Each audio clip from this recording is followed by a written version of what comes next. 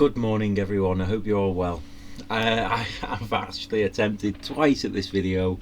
The second attempt was to try and make the video shorter and actually made it 13 minutes longer, so bear with me. It is about turning bad habits into good habits. Why is it about bad habits and turning them into good habits?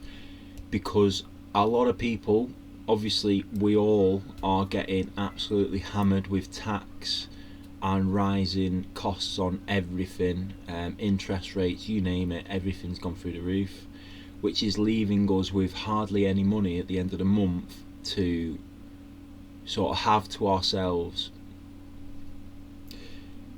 When bad things happen, the most go-to thing for people is to get something that makes them happy, fast dopamine hits, and that could be drinking alcohol, smoking, eating chocolate, packet of crisps or 6 packet of crisps in some cases, just eating cereal out of the bag at night whilst watching soap operas, getting a takeaway because you can't be bothered making food. You know, these are bad habits that people are stuck in and don't realise that is what their money's going on. So they are skint at the end of every month, but their easiest option is to blame the rich, blame the government, blame everyone that has wealth, but to never blame themselves. Well, this is a video on how to change your bad habits into good habits, and you could say it's a little bit of tough love as well. So yeah, a lot of you are going to not like me after this, and that's fine. You know, I used to be pretty ruthless with my friends. I'd say it how it is just because I'm an honest guy, and you know, I don't like to think myself as saying something to make someone happy when really it's a lie, you know. So this is about changing your bad habits to good habits, and a little bit about yourself as well. So tough love. So sorry, no, I'm not sorry if this offends you. This is, you need to hear it because your partner and your parents and that won't tell you because they just want to see you happy, but really deep down they don't know that you're unhappy. You're really unhappy, and that's why you are the way that you are. And I'm here to tell you that, you know, you are responsible for that, not them, no one else. It's you. You need to change it. You need to change your bad habits. You need to get yourself into a better place, and you need to push yourself out of your comfort zone, do things that make you unhappy, uncomfortable, to better yourself, you know, to get your mental health better sorted. Because if you're relying on drugs but you're sat in your arse all day worried about going back to work because your sick note's running out, then that is you, that's no one else. You are creating that environment, you are creating that mental health, you are responsible for everything that you do in your life. And I'm hoping that this video will help you get out of that sort of stuck rut that you're in, worrying about things that are happening on the other side of the world. Stop thinking about stuff like that. It's a start. Anyway, everything's expensive and no one has any money. What do? Write down now, go back 2 weeks on your bank account, because everyone's got smart devices now. So go onto your bank account, go back 2 weeks. If you wanted to do it properly, go back 6 months to get a better average of how much you're spending and how much your income is. But we're just going to do a quick two weeks. Write down, or do a month, write down all your bills that you need to pay, like let's say your phone bill, your roof over your house, your water, your gas, electric, and your food. If you're getting taxis and stuff, why you're not getting buses? If you're getting buses, why you're not trying to plan on doing driving? It'll be expensive at the start, but over time you're saving money. Just little things like that. You need to write all of it down, and then on it you need to see, did you actually need to buy what you bought that day? Okay, did you need that packet of chewing gum? Did you need those packet of fags? Did you need that vape? Did you need that bottle of whiskey? Did you need that night out? Did you need, I don't know, your subscription on something that you hardly use, like a membership, gym membership, that you think, oh, I'll go one day, but you've not gone for 6 months, but you're paying 20 quid a month out on it? Do you need it? No. So once you see all this money going out of your account that you don't actually need to spend on, then you'll realise that although everything is expensive, you still do have some sort of money there that you can invest in something. Now, what you invest it in is your choice. I'll tell you my example, and this is when I realised this. I thanked my friend Neil at the time. He sat me down because I kept going into my overdraft limit. Neil at the time, he was 16 years older than me. I was 22 or 23 at the time, and basically he got me to write down, because what the problem was is I kept going in my overdraft limit, and every month I'd get closer and closer to it, and then I was in it. Sorry. And the advice I got from the people around me was just get a bigger overdraft limit.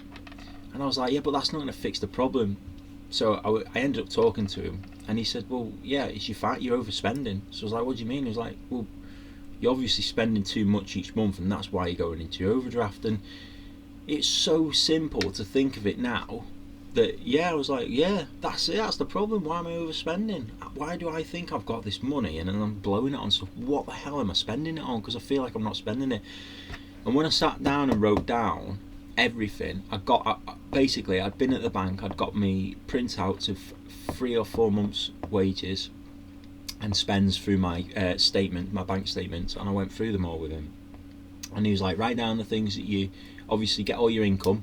So I worked down my weekly wages at the time, and then I worked out my car insurance throughout the year, and then obviously divide it by your months, because if you're doing it by monthly, you want everything monthly. And then I was like, oh my god, I was actually overspending. Every month I was spending more than I was actually getting. So I always had to borrow money. I was wondering why I needed to borrow money, and it's because I kept overspending, because I had no financial structure. I had no idea where my finances were going. I was just spending. One of the nights that I looked at was 200 quid on a night out, and I remember it's for me mate. He was trying to impress a girl, so I bought a bottle of vodka in like a tray with a load of Red Bulls, and he was like, I'll pay you back. He never paid me back. Which is fine. I never gave him money ever again. But I was just spending like I was minted. And although I had good nights, it was crazy. So you need to write down on these statements all this spends that you've got, and then all your income, and then you'll have an idea of, do you need all these things? Basically, I used to chew gum, and I smoked and I drank, and I'd go to a butty shop every day, and I'd get a nuts magazine. That's basically my life back then. And like a magazine a week was a £5. Then I'd go to butty shop and get a bin lid, which was about a £5, and that was just on my break. Then on my lunch I'd have a meal deal for about £3, and I was spending like 10 quid a day just at work. That was like nearly an hour's wages at the time. And I was like 50 quid a week just for stuff at work. Wow, it is crazy to think that now. But when I realised how much I was spending, like packet of fags and that, I was like, I don't need them. I don't actually need that. So what I started to do was cut them out. Some of the stuff I cut out, some of them I cut down, and the end result was, in 1 year I saved 11.5 grand, and it worked out nearly a grand. It was a grand a month almost. It was impressive. I started off slow, so I'd get 100 or 200 quid the first month, and then the second month I was like, how do I get that faster? So I'd quit smoking, and then I'd got down to chewing gum, then I stopped buying magazines, then I stopped getting bin lids. Then I was like, right, what could I get from Tesco's? I'll have oats for my breakfast every day. I won't have cereal because you go through it too fast. So I ended up saving 300 quid the first month. That went to the next month, but the next month I'd end up saving 600, so I had 900 quid in my second month. And I was like, I wonder if I can get like £1,000 a month I could save. And then from then on, I saved. I used to walk back from a night out if we ever did. Instead of going on nights out, we ended up drinking at my mates in Mary's bar. Then from buying our own ale, we used to have this challenge of, if everyone chipped in a fiver or a tenner, what could we get if we went to Asda in a trolley? We'd fill the trolley full of cider, booze, vodka, Red Bulls, cheap stuff. And they were the best nights out, and anything that was left over from the money would go to the next night we had a night out. And we just had more fun doing it like that. It was still a social environment. There was like 12, 20 of us sometimes at the back of my mates having mad parties, spinning around the broom and falling into stuff and having like play fighting, like wrestling and stuff. Like, it was pretty intense, but the best nights ever, way better than going out on a night out in town. But I was saving thousands of pounds a month, and in the end I bought a Mustang. That Mustang I got back from West Virginia. It's a Mustang 1967 fastback, 390, the big block. I got it over, and I got it. I carried on saving while it was coming over. It took 16 weeks to get over. By the time it was here, I had enough money to get it back to mine. I had enough money to buy panels, to fix it up, to get it on the road, to get it MOT, to get it registered in the UK, and add more value to it. Still got the Mustang now. The Mustang's now worth about 30 to 35 grand. And I mean, they're going for about 80 grand done, which is what I want to do eventually, but that I'll never sell it. It's my pride and joy. But what I'm saying is, all the money that was in the Mustang was money that I'd have burnt, I'd have spent, I'd have chewed gum and chucked it in the bin, I'd have gone on nights out, drank it and pissed it in urinals. All that money would have just disappeared. And that's what was happening in my life before I hit 23 and wrote it all down. I was just blowing it all. I think I spent crashing cars, drinking, nights out and smoking, from 16 to 23 was about £50,000 of money was gone. That out of my life.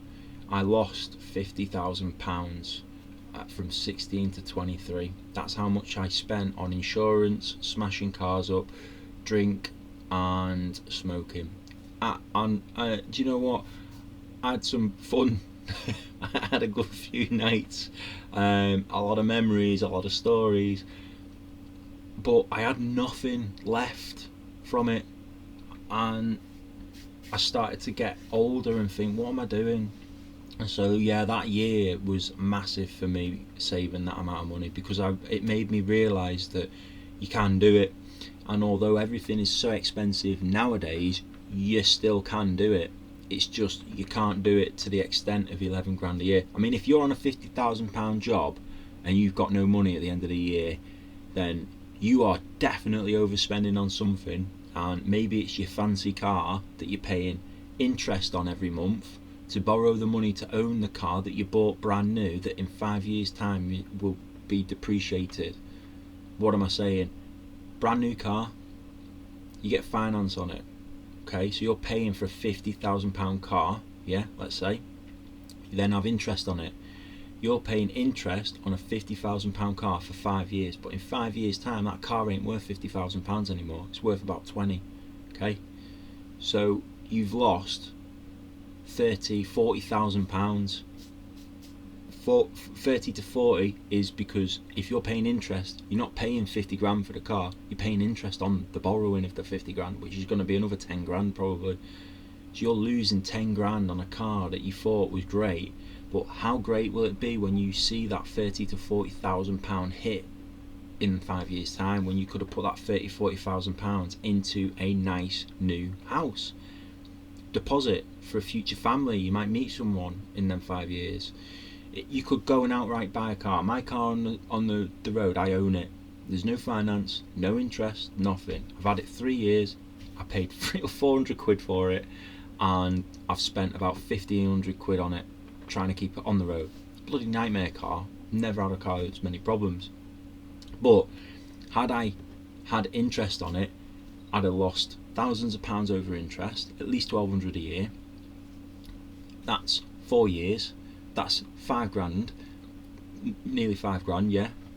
And the depreciation value of that said vehicle, So I've saved myself 5-6 grand. Well, that 5-6 grand I've got invested on stocks, shares, cryptocurrency, and I've got precious metals as well. So yeah, it's all going up in value, and that's money that I should have burnt. So there's loads of ways of saving money. You can do it. You've just got to rearrange your life. I'll be honest with you, a lot of people around me like fancy new cars, and I like cars, but if someone else is driving a fancy new car, I'm like happy for them, but then once I've gone away, that does not excite me because I'm not driving it. So why would I have any feelings towards you and your new car? That's what you've got to get you to work and back. Whether it's a 2 grand car or a 50 grand car, they're all the same. They're all for a job, and that job is to get to work and get you home. If you want to do it in style and that's your thing, keep doing that. But if you think, oh, everything's too expensive, interests are up, blah blah blah, if you're that guy, stop complaining about it, because you're adding to that. You're basically doing that with your car. You're doing that with your fancy house, your fancy sofa, your fancy fridge freever, everything that you can finance now and pay interest on. You're adding to that. So it's no one else's fault other than your own. Okay, and this is the tough love bit. If you're a larger than life person, and I mean not going out and enjoying life, I mean sitting in watching soap operas with a bowl of cereal on you at night and a takeaway coming through the door like a pizza, and you're smoking and drinking and stuff because everything outside the house is crap, and you're watching the news and you feel shit, and you're watching the soaps, the storylines and mental health, and you like, yeah, I relate because I've got mental health and blah blah blah. If you're that guy, you are responsible for being in that position. So if you're sat there now and you're eating pizza, or you're doing something that you know you shouldn't be doing because you're too lazy to go and make a proper healthy meal, then you're spending 15 quid on a pizza. That's your choice. You did that. You paid for that convenience and that unhealthy food. Whereas if you'd have saved that money up and when you could do 100 quid food shop, you can get a full chicken, okay, for a fiver, 5.50, 6 quid. You got about 400 grams of good protein in that. You can cut all the meat off it, shove it in a slow cooker with a load of veg. You can pull the rest of the meat off the carcass, use it as a broth, or even make a soup with it. There's so much more, and you can get about 12 meals out of it. You can put it into curries, you can have a roast on a Sunday, your chicken butties. There's so much you can do with a full chicken, and it only costs you 6 quid. It's just, you're paying for bad food that's convenience. You're saying that healthy food is expensive.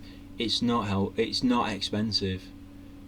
Fast food is more expensive. It's just they can charge you because they know how lazy you are, that you can't be arsed going to the shop and buying food and putting it into a meal, that they'll sell you shite. You'll pay for it, you'll eat it, and then you'll feel like crap after it, wonder why you did it because you have no money to spend on it. That's your choice, that's your decision, it's no one else's. You're the reason that you're in that position, and you have to get out of that position. How you do it, it's up to you. You can start with working out your finances. Start looking, was it worth buying that pizza? Did that bar of chocolate you had after it, was that good? You get big bars of dairy milk now, people eat them in one sitting. That stuff like that should last you a week. You should have a few a day. It's just discipline. No one's disciplined. You're so greedy that you just take everything in your life for granted, but then you complain that you've got nothing left.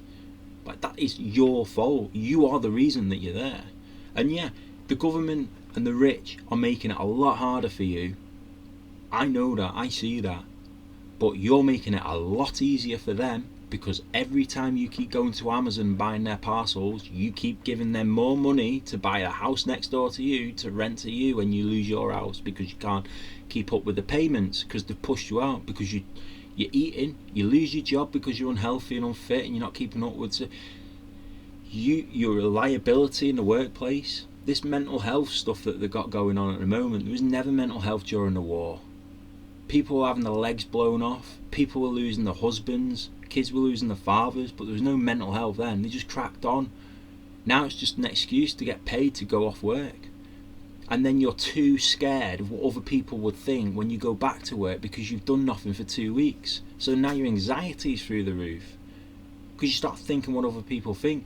They don't care about you. They just need you to come in and help lift the weight off their shoulders that they're carrying because you're not there.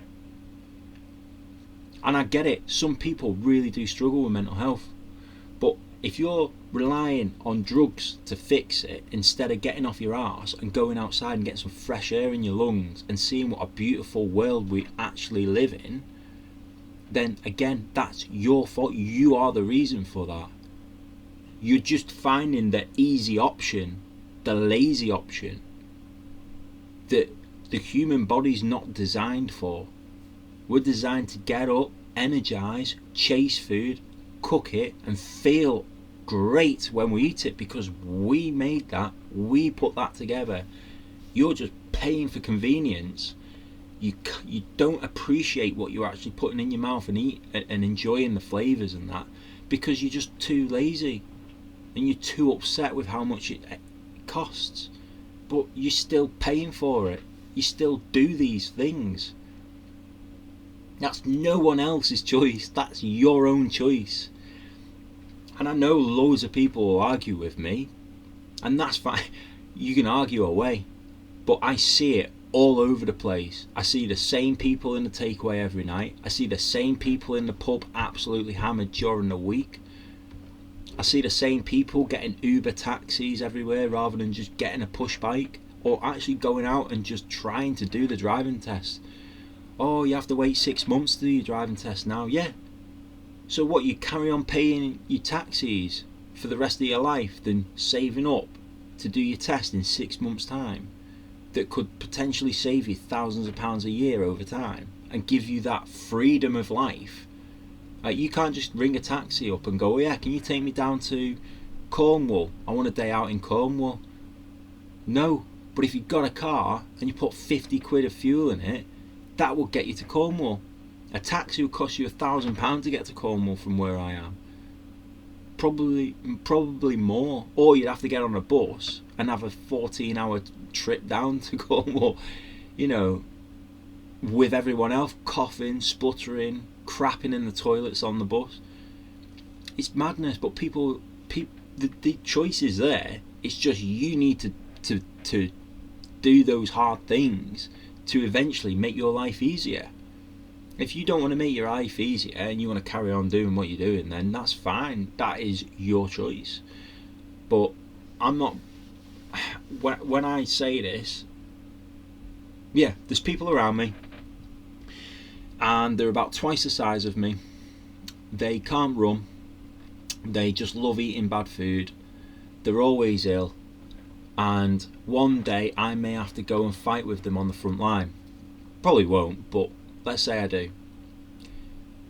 If the enemy come and try and take us, I can't just lift me mate up that's been shot in the leg and carry him off the battlefield now for medical assistance, because he's just not put in the effort to make my life easier.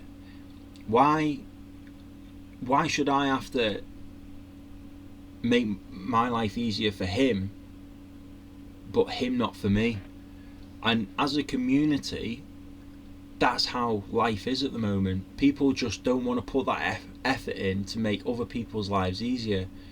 So if you're having an unhealthy life and you're off ill all the time, you're making it harder for people like me that go to the gym, work out, eat healthy, run, exercise, drink water all day. You know, we are always working, but you're always off, which makes our job harder because you're too slow, you're too unhealthy, you've not got the strength, the stamina like us. That makes us as a whole, as a country, weaker. And we are a very weak country. I don't understand why people think that England is such a powerful nation.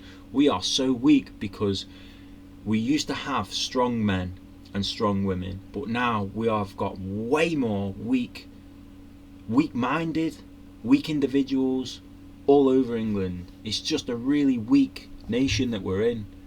Until you start taking more responsibility of yourself and changing your lifestyle and getting on top of your finances and realizing that all your life choices is down to you and no one else, then you'll realize that you can be part of this society. You can build this area, your road up, you can build your community up, and then hopefully your town, your city centre, you can start working together. That's my goal with this channel, is to help wake people up and get people thinking differently about things. But no one talks to anyone about how they can improve their life, I don't think. And finances and health will make your life so much easier. You're eating all this food that's making you ill. It's also taking time off your life. You want to try and live. You only get one life. Once we're dead, we're dead. We're never coming back. We are gone. You will never see your sons and daughters or your mums and dads ever again. So if you've got kids, why are you so overweight and unhealthy? Because you're going to die a lot younger than your potential life would have had. You're killing yourself, which is taking time away from you and your kids, because you won't see them grow up and have families of their own. And you're not a role model. And if you haven't got kids, then what are you doing? Like, you need to be preparing for kids. You know, even if you're a young kid now and thinks you'll never have kids, you might have a kid one day. You want them to look up to you. You want to be their role model. You want to teach them right and wrong. You want to discipline them. You know, you want to get them on the right path for life. And you don't want to lose your life early. You want to have that time to see them grow. That's the best thing about having kids, is seeing them grow. It's incredible. Like, if you haven't got kids, I can't explain it to you, because it's just too powerful to explain. There's no other feeling about it. But this is a pretty controversial video. I know a lot of people will be upset with it, but I'm not sorry about it. You know, that unfortunately, that's life. You are making your own life choices. You're a grown-ass adult. You need to realise these things. And if you've never written your finances down, please, if there's anything that comes out of this video, do that now, because you'll be shocked at how much you're spending that you don't actually need to spend. And maybe you'll start realising that you need to cut some of these things out, saving the money and then putting it to one side so it grows into something that you can buy that you don't need to add to, that will grow itself. Okay? Like a bar of silver, let's say 500 quid, it's now £1,000. I didn't put any more money into that bar of silver, it just grew on its own, so it's doubled in value. You know, imagine having 10 bars and it growing on its own. You just need to start learning to save your money and stop spending it on things that you're going to crap out in the morning or burn away, like smoking and stuff. That's your choice, you do it. I'm only giving you advice, and I'm being tough on you. There's too many people, there's too many influencers out there that influence being fat and saying that that's a healthy life. These people are not happy people. They wouldn't be in that shape if they were. I'm sorry. They eat because it's a habit, and the habit is because they're unhappy with something. And the more unhappy they are with themselves, the more they'll try and get people around them to make themselves feel better by making these other people feel less alone. It's a bad cycle. Being obese and fat and unhealthy is not helping anyone. You are a liability to the country. You're putting strain on the NHS. You're always ill and off work, which makes it harder for all your colleagues around you to pick up the work. It's that simple. Sort your own life out, get your finances straight, and then try and pass the message on to someone else. Thank you for your patience if you've watched it this far. I hope I've not upset some of me subscribers, but if I have, that's just tough love. You know, my parents gave it me all my life, and I am grateful for them to being tough on me, because I don't know where I'd be if they weren't tough with me. I wouldn't have a better understanding of my life. And a lot of my friends have told me straight, and I think it's great. I think people should be more honest and straight to the point with things that's going on at the moment, because if no one changes their life, then we are just going to keep getting weaker every day. There's that much weakness around, that weakness is breeding weakness. Negativity is breeding negativity. If I go past someone and I don't say anything to them, they just carry on their day. Now, they could have had a really bad morning, they could have had a good morning. If they said morning to me and I didn't say anything and they had a good morning, then I've just made them a bit sad. If they didn't want to say morning and they had an alright morning, then no change. But if I went, morning, how are you? You alright? You having a good day? That will lighten up the rest of their day, and they will pass that energy on to someone else. And then that person will light someone else's. And it's a nice, natural, social chain of happiness going into other people's lives, because I was just dead happy with that person. Okay? That's all you've got to do. So simple. But no one does it anymore. Just change these little things. Anyway, another long video. It was meant to be a short one, but I'm going to put this one up. Take care, everyone. Speak to you soon. Bye.